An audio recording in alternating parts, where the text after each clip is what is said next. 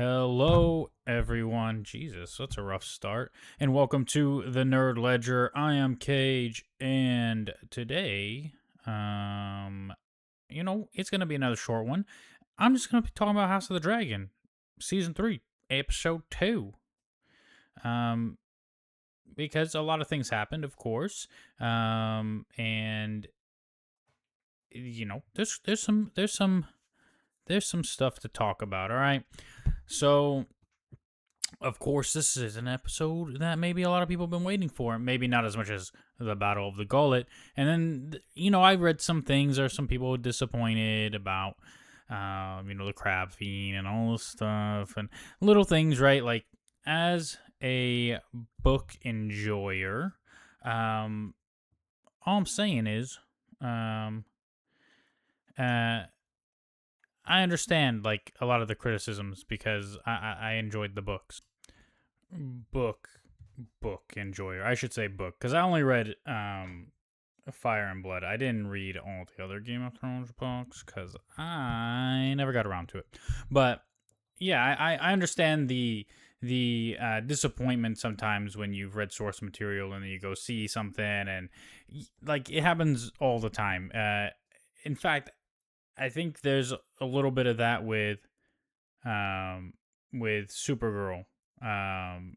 Which it's one of those where if you've read Woman of Tomorrow, you might be a bit disappointed with the movie in some ways because of certain things, right? But at the end of the day, it is also an adaptation. It's not even really called Woman of Tomorrow. Obviously, it's based on Woman of Tomorrow, and they did announce it as Woman of Tomorrow, but it's just called Supergirl. And so I have some opinions on Supergirl that I will share in the future. But yeah, House of the Dragon, guys, focus. My brain is ding ding ding ding ding ding ding ding ding. Ding. It's going crazy today. I don't know why. So yes, House of the Dragon. Spoiler warning if you haven't watched it. I'm gonna spoil it. Yeah, a bunch of different little things happen in this episode. You have Rhaena asking to pretty much get sanctuary of some sort in the Vale with Sheep Stealer.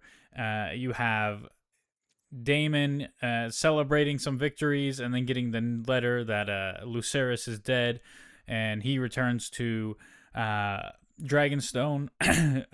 You have sorry, is that right? Anyway, you have Aemond flying out, taking Harrenhal. Sir Kristen Cole finally gets off his bum ass. And what else do we have in this episode? I think that's most of it. Up until we find Lord Corlys still alive. And his house is burning, and he has naught to offer but his name to his son Alan, his bastard son Alan, who that's all he really wanted. He wanted the name. He got the name. So we had that, and ultimately we have the taking of King's Landing. And so Alicent is doing some fucky shit this whole episode, waiting for Rhaenyra to come. You know what I'm saying? She knows she's gonna come. So she's talking to the Kingsguard and talking to all these people, trying to make sure, hey guys, we know Rhaenyra's coming, and we don't want the city to burn down. So let's just do nothing. All right, let's just let her come and take the throne and pish posh, whatever, we chilling. And obviously Helena, her only wholesome child, is all about living life, raising some chickens or something out in the fucking middle of nowhere, being naught but a fucking peasant. But yeah, there's obviously not everybody's on her side, so then there's some snitchiness happening, some people who don't want to lay down arms. Her master of coin comes in and tries to like rape her because he's a fucking fuckbag, shithead mother sucker. And it doesn't happen, guys. We good. Hey, the maester comes in and shit, and we throw him in jail. Get in jail, master of coin, you piece of shit. And yeah, Damon shows in this episode why everybody loves him. All right, Damon is not a great person, but he is a great character, and you do have to just kind of love Damon, not least of all because he's played by Matt Smith, who is fantastic at everything. Yeah, I remember when he took over as Doctor Who. He blew me away, and I love his 3 or 4 seasons he did on Doctor Who. I thought it's some of he I didn't think anybody could surpass David Tennant in modern Doctor Who, for me, and Matt Smith, he did, and he's incredible. So anyway, yes, Damon. And he comes back. This guy's been at Harrenhal being talked to by a fucking witch, who, by the way, is like, I want Harrenhal, and he's like, you'll get fucking nothing, and you'll like it. And yeah, so he's off at Harrenhal, not knowing about all this other bullshit going on. He comes back to find out that these other motherfuckers, these seedlings, Alan and fucking Ulf, been doing fuck all. They were supposed to sit there and fucking ambush Aemond, and they fucking just left because, they started thinking, he's like, hey, we don't want you to fucking think, you motherfuckers. We want you to fucking follow orders. And he fucking smacks the shit out of Ulf. Fuck you, bitch. Yeah. And then obviously Rhaenyra is going crazy because her kid is dead. She's like shaking him and like, why'd you do this? And I hate everybody and blah, blah, blah. And yes, I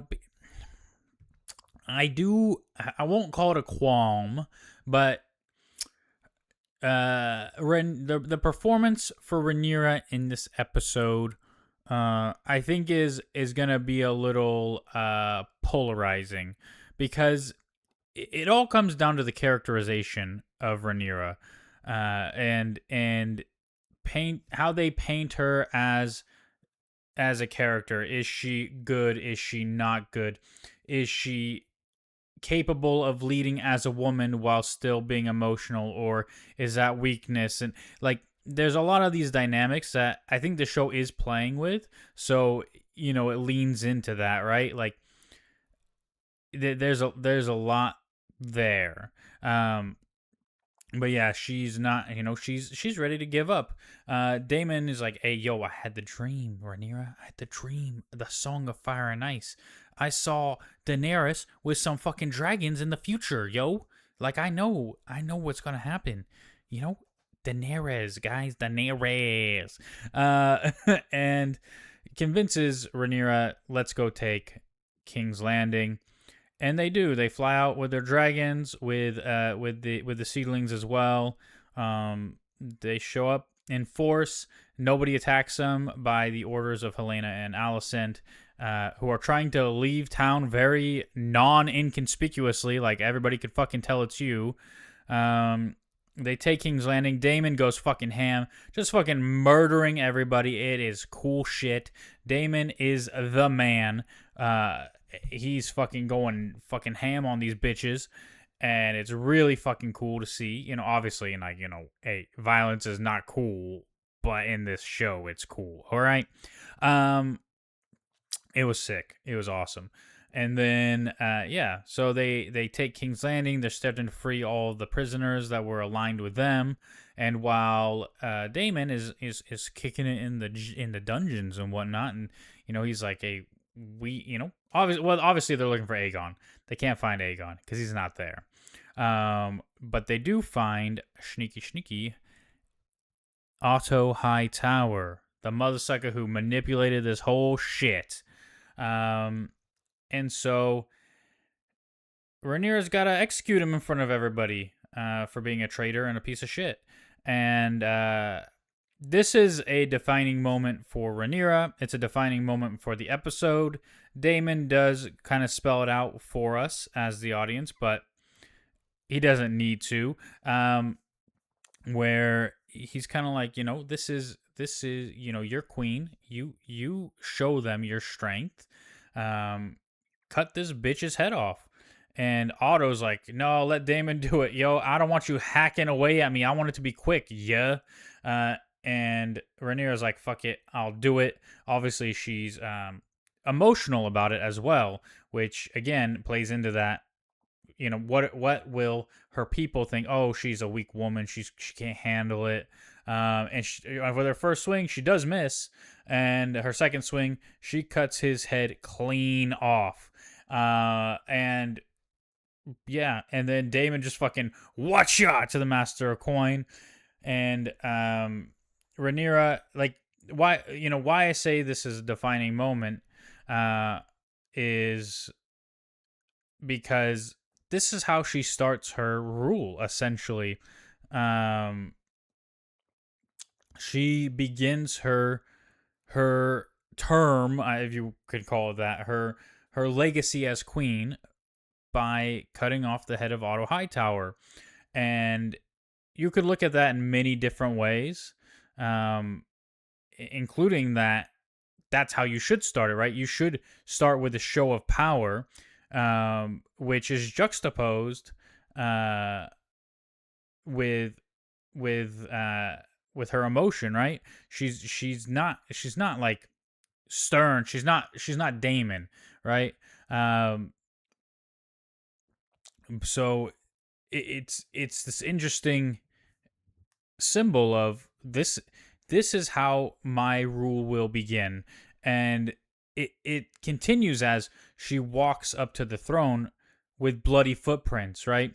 And you see her walking up to the throne in the reflection of the blood, and that's very symbolic of she's starting her rule with violence, with death, right?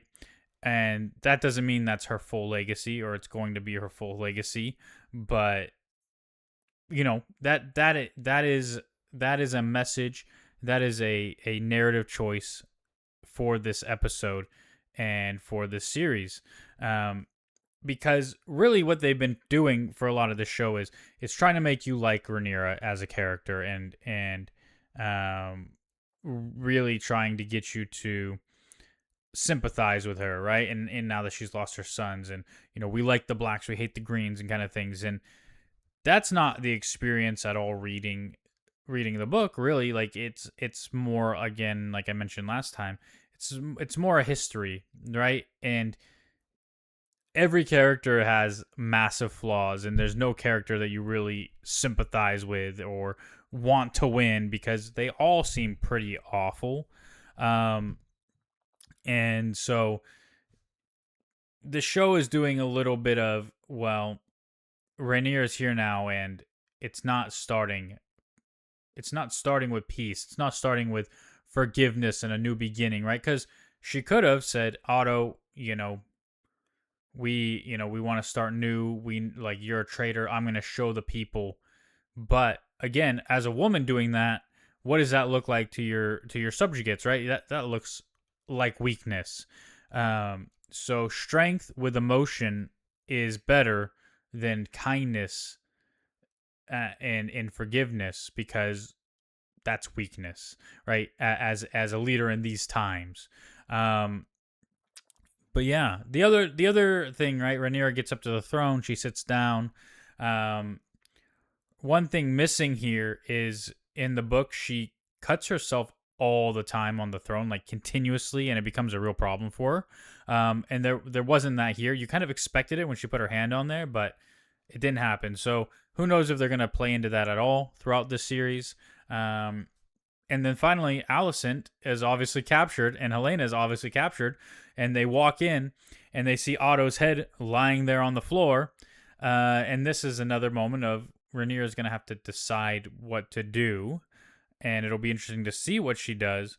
But what I liked is, right, she has this emotion, she has this down posture as she walks up to the throne, takes a seat. She's emotional, she looks sad, and as she sees Alicent, there's some surprise. But right at the end of the episode, her expression hardens. Right, it looks like she's become resolute. This is who I am. I am the queen. I am gonna rule. And because for her, she's struggling obviously with, she lost both her sons, and both of her sons are dead because of this war and her trying to take her rightful place as queen. And in the end, is it worth that, right? That's what she's dealing with. Is sitting on this throne, being queen, doing the thing I've been, that's been meant for me forever.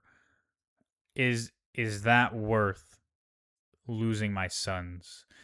Is any of this worth it, right?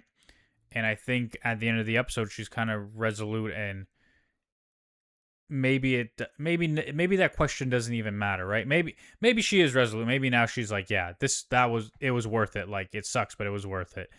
But maybe she's not making that equivalization anymore. It's not like, did I trade my sons for this throne? It's, this is who I am. This is who I've always been, and now it's time to take that responsibility and not be what she mentioned in the last episode, the body of a feeble woman, right? She is the queen, and in the world of Game of Thrones and the Targaryens in particular, the Targaryens feel like they're special. They were chosen. They are the dragon riders. They were meant to rule. They were born to rule. It's in their blood. They are inherently special. That's how they believe, right? It's this whole, it's almost like divine right, right? Where like God chose me to be king, without the God part, maybe whatever. But yeah, so there is that inherent specialness that Targaryens feel, and that Rhaenyra feels. So this is where she's meant to be, and I think we get that in that final like expression, like it feels resolute to me. Obviously we gotta wait to see what happens. Maybe she's not as sure as she seems. We'll have to see what happens with Alicent and Helena. We'll have to see what they stick to from the book, what they leave out, what they change, and I'll continue to talk about those kinds of things as well. But to me, I think the show is getting better. This was a very long episode. It felt very long, and but things are happening, right? Things are moving, and sometimes with Game of Thrones and with House of Dragon, more so than Game of Thrones, things move a little more slowly. And so now we're getting some real momentum. We're moving into actual things happening a lot of the time. So, also, Aemon obviously takes Harrenhal, and he fucking stabs up all the mother suckers in there, Sir Simon Strong and his sons.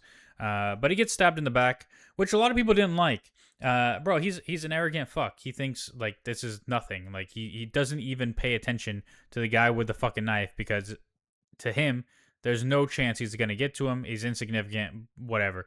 This is arrogance at its finest. Like, that's why he's allowed to get stabbed. Like, I saw people were real upset about, he's been training since he was a kid. Like, that would have never happened. Like, well, bro, number one, he's toying with them, and number two, he's fucking arrogant as shit. So of course he got fucking stabbed, and then he's there begging Alice Rivers to save him, to help him.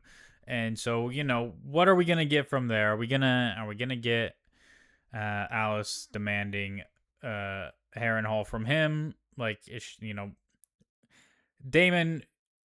Okay, I don't want to spoil anything, so hey, we're gonna leave that as it is. But the other thing is, right? Obviously, Rhaenyra knows about Sheepstealer, and it mentions him by name. How are they not gonna find out Rhaena's writing that motherfucker, right? Like, drama will ensue, guys. Drama will continue to ensue. I've been enjoying House of the Dragon, okay? I've been enjoying it. I've been enjoying the memes. I've been enjoying the responses. And so I'm happy to talk about it. And we'll talk more about it next week. I'll also be talking about a lot of things in the future, because there's so much. Spider Noir, I'm halfway through. So I'll talk about that eventually. X-Men 97 Season 2 just dropped 3 episodes today. I gotta talk about those at some point. I haven't even watched them yet. Supergirl, gonna be talking about that for sure. And Avatar The Last Airbender Season 2 came out. Haven't watched any of that yet. But guys, it's 4th of July weekend. I do have work this weekend, but not every day. So I'll have some days where hopefully my wife and I can just sit down and watch like Avatar and finish Spider Noir. And yeah, Chair should be back next week.